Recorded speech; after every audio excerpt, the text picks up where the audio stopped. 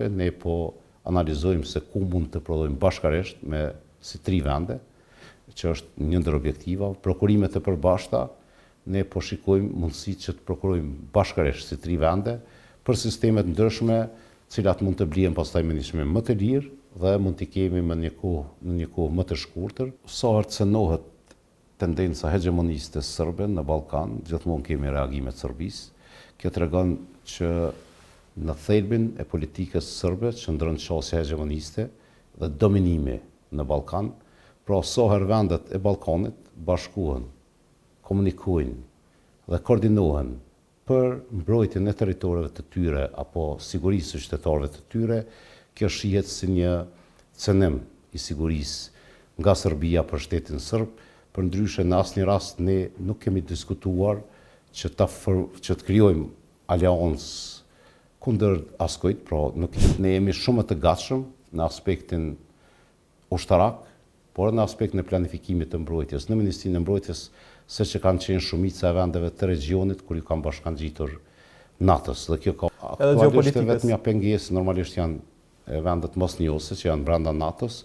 Mirë po, ne kemi parë, mund themi, lëvizje pozitive kohët e fundit rreth kësaj çështje, do të theksojë ligjin e mbrojtjes të aprovuar në Shtetet e Bashkuara të Amerikës në dhjetor të vitit të kaluar, në të cilin theksohet edhe rëndësia që vendet e Ballkanit perëndimor të integrohen, pra të antarësohen në NATO.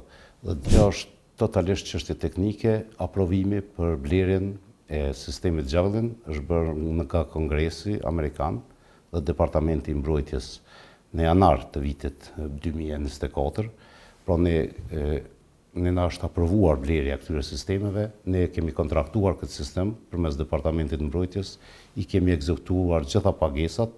Normalisht çështja e liferimit varet nga kapaciteti i prodhimit, por edhe prioritetet që Shtetet e Bashkuara të Amerikës kanë raport me dërgimin e këtij sistemi nëpër botë. Shqipëria, ne besojmë që edhe po bëjmë përpjekje që të kemi një sasi këtë vit, mirë po tashmë Ushtria e Kosovës ka 3 sisteme të tjera antitank, pra Javelin është vetëm një në mesin e 4 sistemeve që i ka. Mirë po, çka mund të them lirisht është që ne kemi të kaluar shumë prej objektivave që kanë qenë në kuadër të këtij plani.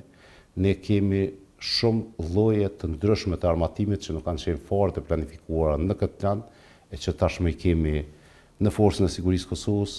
Kemi njësi të reja që kemi ndërtuar që nuk kanë qenë të planifikuar në këtë plan, siç janë operacionet speciale, por edhe njësia për fluturakët pa pilot, që janë njësi të reja që nuk kanë qenë fare në planin gjithëpërfshirës të tranzicionit, por i kemi në vend. Dhe kjo ka patjetër se ne përfundojmë fazën e tranzicionit në 2028, dhe ideja është që para kësaj kohe ne të paktën të kemi një kontratë me prodhuesin e Black Hawk, që është një prej helikopterëve më efektiv që përdoret nga ushtria amerikane, por edhe nga vendet të ndryshme të NATO-s. Aktualisht ne jemi në fazën e implementimit, bashkë implementimit të kontratës së nënshkruar me prodhuesin shtetëror turk MKE. Tani më në Turqi janë duke u prodhuar makineritë për prodhimin e municioneve 556 dhe 762. Vitin e kaluar kemi kontraktuar edhe çështjen e objektit, po me të njëjtën kompani, pra me prodhuesin turk MKE, dhe sipas kontratës deri në fund të këtij viti ne do të kemi mundësinë që të shohim prodhimet e para të municioneve të prodhuara ndonjëherë në Kosovë, pra municioneve do të përdoren fillimisht për nevojat të institucioneve tona, pra policisë dhe ushtrisë, por edhe institucioneve tjera që përdorin këtë lloj, mund të themi, kalibrash, pastaj për të kaluar edhe te eksporti.